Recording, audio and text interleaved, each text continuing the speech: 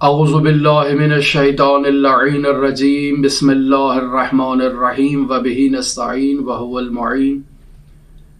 اسلامی بینکنگ کے حوالے سے ہماری گفتگو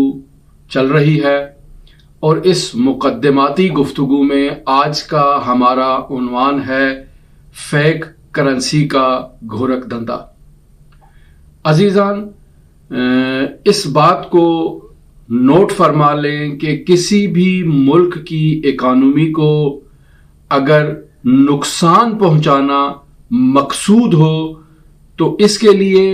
بہترین اور درجہ اول میں جو اقدام اٹھانا چاہیے وہ اس ملک کی کرنسی کو نشانہ بنانا ہے، کیونکہ مروجہ اقتصادیات میں کسی بھی ملک کی کرنسی جو ہے وہ اس کی اکانومی میں ریڑھ کی ہڈی کی حیثیت رکھتی ہے۔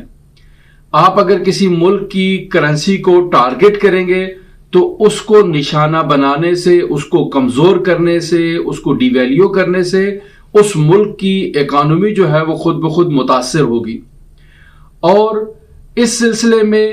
یہ جاننے کے لیے کہ یہ کرنسی ہے کیا چیز اور اس کا گھورک دھندا کیسا ہے، ایک نہایت ہی پیچیدہ قسم کا ایک یہ نظام ہے کہ جس کو سمجھنا بسا اوقات بہت ہی دشوار ہے، اور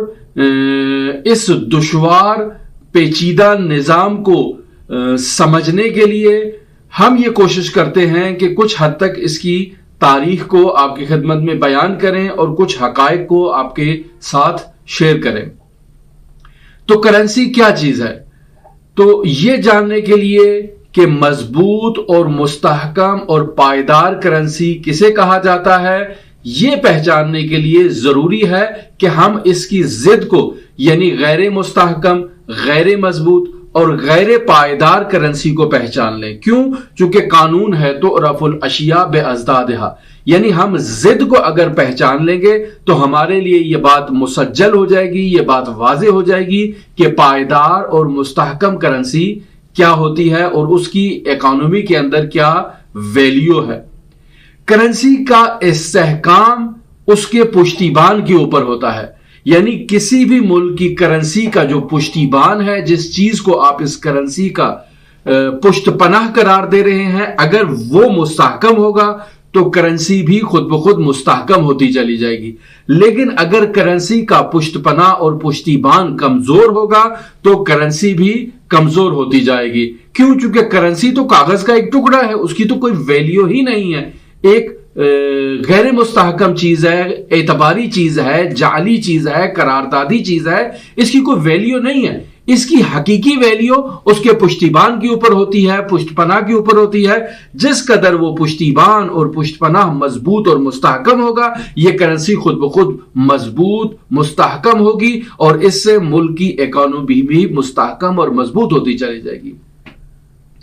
ہم یہ سوچتے ہیں کہ یہ جو ہمارے ہاتھوں میں کرنسی موجود ہے، یہ جو ڈالر کی صورت میں ہے، یہ جو روپے کی صورت میں ہے، یہ جو پاؤنڈ کی صورت میں ہے، یہ جو یورو کی صورت میں، یہ جو ہمارے ہاتھوں میں کاغذ کے نوٹ پکڑا دیے جاتے ہیں اور تھما دیے جاتے ہیں، ہم یہ سوچتے ہیں کہ یہ بہت پاورفل کرنسی ہے، اس کے ذریعے سے ہم پتہ نہیں کیا کچھ کر سکتے ہیں، جبکہ ان کی کوئی پاور ہی نہیں ہے، ان کی کوئی ویلیو ہی نہیں ہے، ان کی کوئی حقیقت ہی نہیں ہے۔ کیوں؟ چونکہ ان کی حقیقت اس پشتیبان کے اوپر ہے کہ جو ان کی پشت پر کھڑا ہے۔ اگر وہ مضبوط رہے گا تو یہ کرنسی مضبوط رہے گی، اور اگر وہ کمزور ہوتا جائے گا تو یہ کرنسی خود بخود غیر مستحکم اور کمزور ہوتی جائے گی۔ تو یہ کرنسی غیر مستحکم کیسے بنی اور اس کا آغاز کیسے ہوا، یہ آپ کے ساتھ ہم شیئر کرتے ہیں۔ ہم نے اپنی گزشتہ گفتگو کے اندر یہ بیان کیا کہ حضرت عیسیٰ مسیح کی میلاد سے 1000 سال پہلے جب لوگ معاملہ کرتے تھے تو اس وقت ان لوگوں کو جب یہ دشواری پیش آئی کہ اجناس کا آپس میں معاملہ کریں تو اجناس کے آپس میں معاملے کے ساتھ ایک تو مشکلات ان کو پیش آتی تھی، اور دوسرا جس کے پاس مبادلے کے لیے کوئی چیز نہ ہوتی اس کو بھی مشکل پیش آتی کہ وہ اپنی مایحتاج چیزیں کیسے خریدے۔ نتیجہ یہ نکلا کہ انہوں نے یہ فیصلہ کیا اس زمانے میں کہ ہمیں اس مبادلے کے لیے سونے اور چاندی کا سہارا لینا چاہیے۔ نتیجتاً سونے اور چاندی کے سکے جو ہے وہ حکومتوں کی طرف سے باقاعدہ طور پر جو ہے وہ سنیاروں کو سفارش دے کر اور آرڈر دے کر ہیک کروائے گئے اور باقاعدہ سرکاری سکے معاشرے میں رائج کیے گئے تاکہ معاشرہ ان سکوں کے اوپر معاملہ کرے۔ ہم نے اپنی گزشتہ اسلامی کرنسی کے متعلق جو گفتگو کی اس میں بھی واضح کر دیا کہ پیغمبر اکرم صلی اللہ علیہ وآلہ وسلم نے ایرانی اور رومی کرنسی کو جو ہے وہ تسلیم کیا اور اسی کے اوپر جو ہے وہ معاملات کو جاری رکھا۔ پھر عرض کیا کہ حضرت سید الاوصیاء نے اسلامی کرنسی کا اور اسلامی سکے کا باقاعدہ طور پر جو ہے نا وہ سکہ ہیک کیا اور بعد میں اسلامی کرنسی جو ہے وہ حجاج بن یوسف نے باقاعدہ طور پر جو ہے وہ متعارف کروائی اور وہ ایک سلسلہ جو ہم نے گزشتہ گفتگو میں بیان کیا۔ لیکن اب یہاں یہ مسئلہ یہ پیش آتا تھا کہ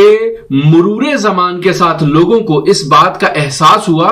کہ یہ جو سکے ہیں یہ تجارت کے لیے دشوار ہیں، کیونکہ ظاہر ہے اگر کسی شخص نے ایک علاقے سے دوسرے علاقے میں تجارت کے لیے جانا ہے تو اس کو بہت سارے سکے اپنے ساتھ حمل کرنا ہوں گے۔ ایک دوسرا یہ کہ اگر اس علاقے میں یہ سکے رائج نہ ہوں گے تو اس کو ان کے مبادلے کے لیے اور ان کی تبدیلی کے لیے جو ہے وہ وہاں کے صرافیوں سے سہارا لینا پڑے گا اور ان کرنسی کو وہاں کی لوکل کرنسی میں تبدیل کروانا پڑے گا، جس کے بھی ایک چارجز جو ہے وہ ان کو پیمنٹ کرنے پڑیں گے۔ اصل مسئلہ یہ ہے کہ ان کو حمل کرنا بہت دشوار ہے۔ اگر کسی نے 1 لاکھ سکے کو حمل کرنا ہے تو باقاعدہ طور پر آپ یہ تصور کریں کہ اس کو باقاعدہ ایک سواری چاہیے جو اس سکوں کو اٹھائے اور ایک جگہ سے دوسری جگہ پر حمل کرے، اور سب سے بڑی مشکل یہ ہے کہ راستے میں اگر وہ اس کرنسی کو حمل کر رہا ہے تو اسے چور بھی پڑ سکتے ہیں، ڈاکو بھی پڑ سکتے ہیں، جو اس کا تمام اموال قیمتی جو ہے وہ اس سے لوٹ سکتے ہیں اور اس کا سرمایہ جو ہے وہ چلا جائے گا قبل اس کے کہ وہ اس سرمایہ پر کوئی تجارت کرے۔ تو نتیجہ یہ نکلا کہ ایسے میں ڈاکوؤں کے خوف سے اور کرنسی جو قیمتی چیز ہے اس کی حفاظت کے خوف سے لوگوں نے اپنے اموال کو جو ہے وہ حکومتوں کے پاس، زرگروں کے پاس، صرافیوں کے پاس، معابد کے پاس جو ہے نا وہ تدریج مختلف زمانوں میں رکھوانا شروع کر دیا۔ لوگ یہ سمجھتے تھے کہ یہ محفوظ ترین جگہ ہیں جہاں پر ان کی یہ قیمتی دولت جو ہے وہ ان کی محفوظ رہے گی اور اس میں کسی قسم کا کوئی جو ہے نا وہ خطرہ ان کے لیے درپیش نہیں ہے۔ جب یہ ان اداروں کے پاس جاتے تو اپنی کرنسی جب یہ ان کے پاس رکھواتے تو بدلے میں ان سے وہ رسیدیں وصول کیا کرتے تھے کہ یہ رسید لے لو، 1000 دینار کی یہ ہے، 2000 دینار کی یہ ہے، 100 دینار کی یہ ہے، مختلف کیٹاگریز میں وہ رسیدیں ان کو مل جایا کرتی تھیں۔ جب رسیدیں ان کے پاس آتی تو ان رسیدوں کو دکھا کر دوبارہ یہ اپنی کرنسی وصول کر سکتے تھے۔ یہ ایک بہت ہی جو ہے نا وہ آسان طریقہ تھا، لیکن لوگوں کو یہ معلوم نہیں تھا کہ ہم نے یہ جو کرنسی حکومتوں کے پاس یا جو ان اداروں میں رکھوائی ہے اور اس کے بدلے میں جو رسیدیں لی ہیں، در حقیقت ہم اپنے حقیقی سرمایہ سے کچھ مقدار میں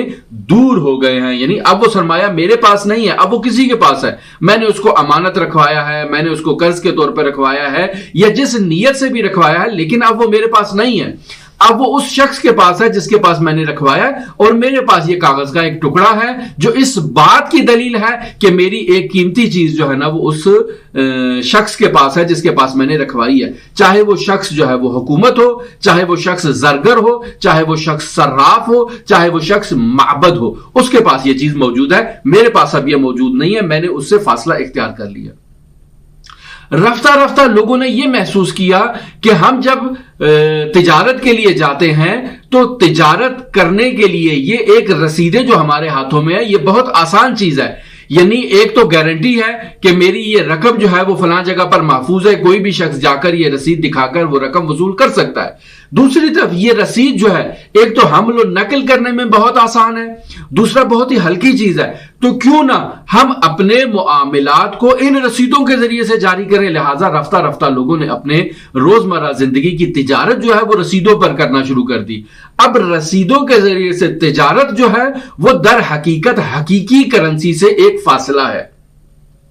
جو لوگوں نے اختیار کیا، اور یہ لوگوں کا ایک قسم کا آپ کہہ سکیں کہ اس دور میں ایک غلطی تھی، ایک اشتباہ تھا کہ جو انہوں نے انجام دیا، ان کو ایسا نہیں کرنا چاہیے تھا۔ خوب انہوں نے یہ انجام دیا اور یہ رسیدیں معاشرے میں مبادلے کا ایک ذریعہ بن گئیں اور لوگ ان رسیدوں کے ذریعے سے باقاعدہ طور پر تجارت کرنے لگے۔ اور جب ان اداروں نے یہ دیکھا کہ لوگوں کے قیمتی اموال تو ہمارے پاس پڑے ہیں اور مارکیٹ میں یہ لوگ جو ہے نا وہ رسیدوں کے ذریعے سے تجارت کر رہے ہیں، تو ایسے میں کچھ جو ہے وہ بدنیت افراد جو ان اداروں کے اندر موجود تھے، انہوں نے یہ مشورہ دیا کہ کیوں نہ ہم ان رسیدوں کو، جو ہم اس سونے اور چاندی کے بدلے میں رسیدیں جاری کر رہے ہیں، تو کیوں نہ ہم بھی کاروبار کا ایک سلسلہ اپنائیں اور ہم فیک قسم کی رسیدیں جو ہیں وہ جاری کرتے ہیں اور معاشرے میں رائج کرتے ہیں، کسی کو کیا پتا چلے گا۔ یعنی میں دیکھ رہا ہوں کہ اگر کسی نے زمین خریدنی ہے، اگر کسی نے جو ہے وہ کوئی پراپرٹی خریدنی ہے، کوئی گھر خریدنا ہے، کوئی جو ہے وہ باغ خریدنا ہے یا کوئی کھیت خریدنا ہے یا کوئی بھی چیز خریدنی ہے، تو اس کو خریدنے کے لیے صرف رسید کی ضرورت ہے۔ تو کیوں نہ میں ایک جعلی رسید بناؤں اور اس کے ذریعے سے جا کر میں بھی یہ کاروبار شروع کر دوں۔ لہٰذا آہستہ آہستہ جعلی رسیدیں ان اداروں کی طرف سے جاری ہونا شروع ہو گئیں اور یہ لوگ ان رسیدوں کو جاری کر کے جا کے معاملہ کرتے اور خود امیر ہوتے جاتے۔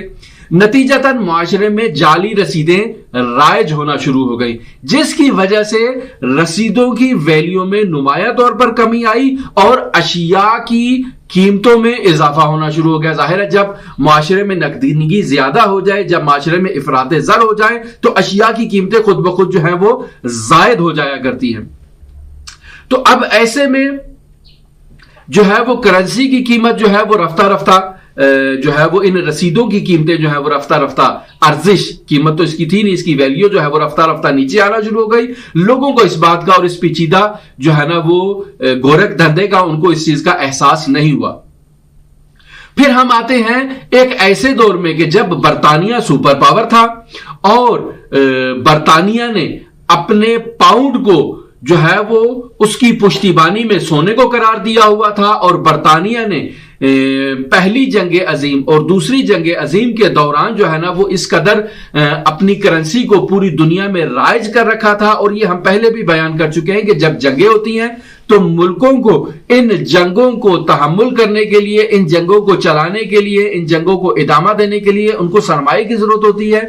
اور برطانیہ نے اپنا تمام سرمایہ جو ہے وہ جنگوں کے اوپر لگا دیا تھا، اور اس کے یہ پاؤنڈ کے پشتیبانی پر جو ہے جو سونا پڑا ہوا تھا وہ کفایت نہیں کرتا تھا۔ لہٰذا برطانیہ نے یہ فیصلہ کیا کہ وہ بھی اسی طرح کی جعلی رسیدیں جو قدیم میں جاری ہوئی تھی ان کو وہ جاری کرے اور جعلی قسم کے پاؤنڈ جو ہے نا وہ بازار میں لے کر آئے۔ اب برطانیہ نے ایسے پاؤنڈ جاری کیے کہ جن کی پشتیبانی پر سونا موجود نہیں تھا۔ پہلے تو سونا ہوا کرتا تھا اور پوری دنیا میں پاؤنڈ رائج تھے، لیکن جب برطانیہ نے پاؤنڈ کی پشتیبانی سے سونے کو خارج کر لیا تو پاؤنڈ غیر مستحکم ہو گیا اور رفتہ رفتہ معاشرے کو جو ہے نا وہ ایک غیر مستحکم قسم کی کرنسی کا سامنا کرنا پڑا۔ دوسری جنگ عظیم کے آخر میں پاؤنڈ رفتہ رفتہ لوگوں کے اقتصادی نظام سے جو ہے نا وہ حذف ہونے لگا۔ کیوں حذف ہونے لگا؟ چونکہ ملکوں کو یہ احساس ہو گیا کہ پاؤنڈ خود غیر مستحکم ہو چکا ہے۔ کیوں؟ چونکہ برطانیہ حکومت نے پاؤنڈ سے سونے کو پشتیبانی سے سونے کو ختم کر دیا ہے۔ جب پاؤنڈ کی پشتیبانی سے سونا ختم ہو جائے گا تو ظاہری بات ہے کہ پاؤنڈ کی ویلیو ختم ہو جائے گی، یہ ڈی ویلیو ہو جائے گا۔ تو اب ایسی صورتحال میں ایک ایسی جائے گزین کرنسی کی ضرورت ہے کہ جو مضبوط ہو، مستحکم ہو، جس پر اعتماد کیا جا سکے۔ لہٰذا دوسری جنگ عظیم کے آخر میں امریکہ نے یہ وعدہ کیا اور پوری دنیا کو یہ یقین دلایا کہ میں اپنی ملک کی کرنسی یعنی ڈالر کو دنیا میں متعارف کرواتا ہوں، اور ہر $35 کے پیچھے جو ہے وہ 1 اونس سونا جو ہے وہ ہمارے ریزرو اکاؤنٹس میں اور ہمارے بینکوں میں موجود رہے گا، آپ اس پر اعتماد کریں۔ لوگوں کو امریکہ کے اس جو ہے وہ سنہرے چکر پہ اور سنہرے جو ہے نا وہ باغ کے اوپر جو ہے نا وہ اعتماد ہو گیا۔ لوگوں نے جو ہے نا وہ ملکوں نے اپنے ریزرو جو اکاؤنٹس ہیں ان میں ڈالرز کو جو ہے نا وہ جمع کرنا شروع کر دیا۔ نتیجہ یہ نکلا کہ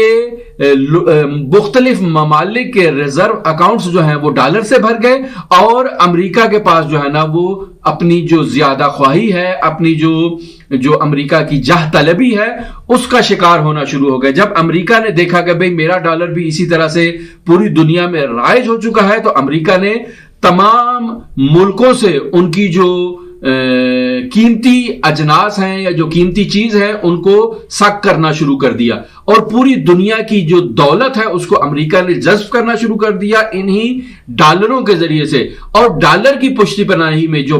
पाउंड था, उस जो माजरत के साथ डॉलर की पुश्तिबानी में जो सोना पड़ा हुआ था उसको रफ्ता रफ्ता जो है ना वो डिवैल्यू करता गया और सोने के जो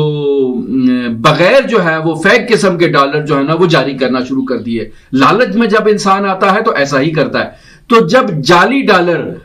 मुल्कों के अंदर राइज हो गए और मुल्कों के रिजर्व अकाउंट्स में डॉलर भर गए तो अब मुल्कों को इस बात का एहसास हुआ कि हमारे पास तो डॉलर है,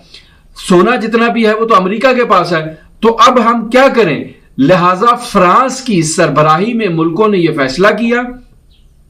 कि अपने रिजर्व अकाउंट्स से इन डॉलर्स को निकालकर अमेरिका को तकदीम करें, कहें कि भाई आपकी बहुत मुबारक करेंसी है, इसको आप अपने पास रखें, हमारा सोना हमें वापस करें। जब इन्होंने ये फैसला किया कि अपनी जो हकीकी वैल्यू पर मुश्तमिल जो करेंसी है, जो सोना है, जो हकीकत पर मुश्तमिल जो सरमाया है उसको लिया जाए और इन गैर मुस्तहकम करेंसी को वापस कर दिया जाए, तो ऐसे में अमेरिका का जो सदर था 1971 में, जिसका नाम था 37वां सदर था ये अमेरिका का, जिसका नाम था रिचर्ड निक्सन, इसने अमेरिकी डॉलर के पीछे से सोने को जो पुश्तिबानी के तौर पर वहां पर मौजूद था इसको खारिज कर दिया और कहा कि आज के बाद हम डॉलर की पुश्तिबानी में सोना नहीं रखेंगे और सोना नहीं होगा। लिहाजा पूरी दुनिया में जो डॉलर राइज थे उन डॉलरों की पुश्तिबानी से सोना खारिज हो गया। तो अब कोई भी मुल्क अमेरिका से आकर डॉलर देकर सोने का मुतालबा करे तो वो कहेगा कि नहीं, ये तो हमारे मुल्क की हकीकी करेंसी है लेकिन इसके पीछे कोई सोना मौजूद नहीं है, हमारी पॉलिसी तब्दील हो चुकी है, पहले इसके पीछे सोना था अब इसके पीछे सोना नहीं है और यही एक हकीकी करेंसी है, आप इससे इस्तेफादा करें।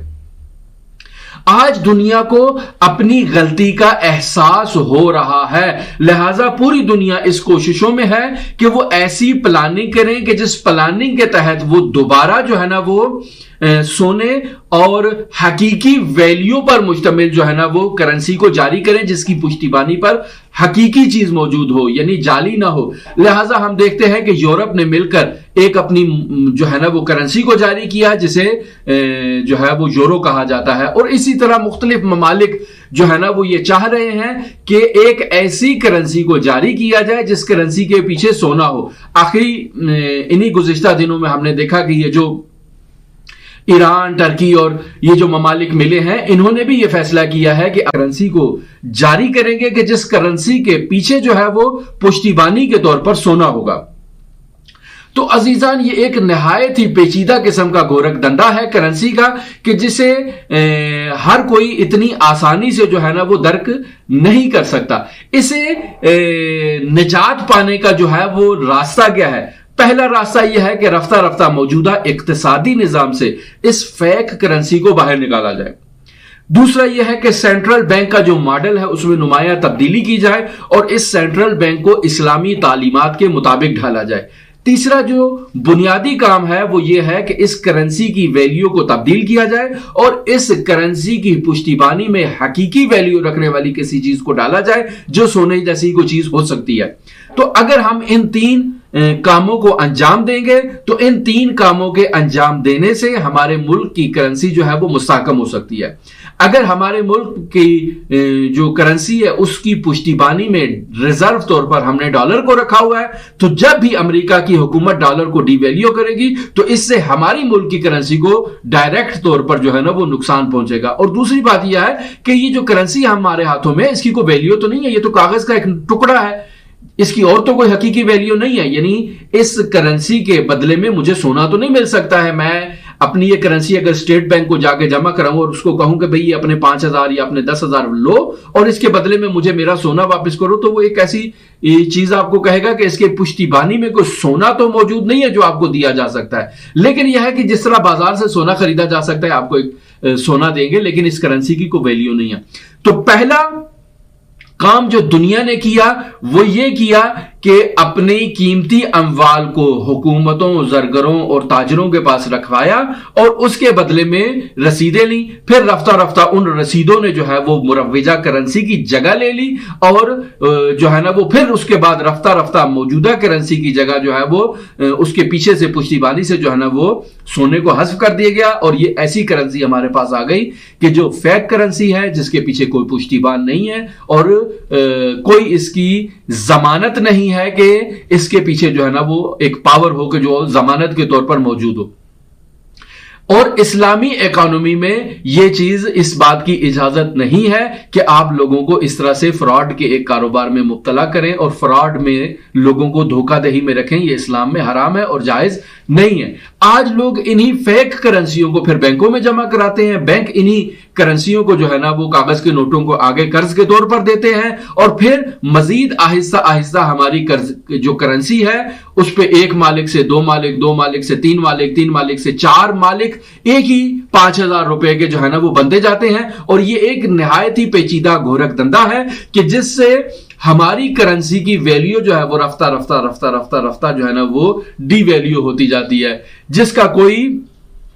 حل دوسرا نہیں ہے سوائے اس کے کہ ان کی پشتیبانی میں باقاعدہ حقیقی طور پر ایک ایسی چیز کو قرار دیا جائے جس کی ویلیو حقیقی ویلیو ہو اور اعتباری اور جعلی ویلیو نہ ہو. اگر ایسا کرنا ہے تو تمام بینکوں کو چاہیے، خصوصاً تمام سینٹرل بینکس کو چاہیے اور خصوصاً اسلامی ممالک کے حکمرانوں کو چاہیے کہ اس بات پر توجہ کریں اور اپنی کرنسی کو محفوظ بنانے کے لیے اس کا پشتیبان سونے کو قرار دیں اور اپنے تمام جو سینٹرل بینکس ہیں اور سینٹرل بینکس کے ذریعے سے تمام جو لوکل بینک ہیں ان کو یہ ہدایات جاری کریں کہ وہ اسلامی تعلیمات کے مطابق عمل پیرا ہوں تاکہ لوگوں کو نہ تو دھوکہ دیا جا سکے، نہ تو لوگوں کو فراڈ دیا جا سکے اور اسلامی تعلیمات کے مطابق عمل پیرا ہو کر مستحکم اقتصاد کو تشکیل دیا جائے. ہمارے ساتھ رہیے گا. اسلامی بینکنگ کے حوالے سے ہماری آپ کے ساتھ گفتگو جاری رہے گی. اللہم صلی علی محمد و آل محمد وعجل فرجہم.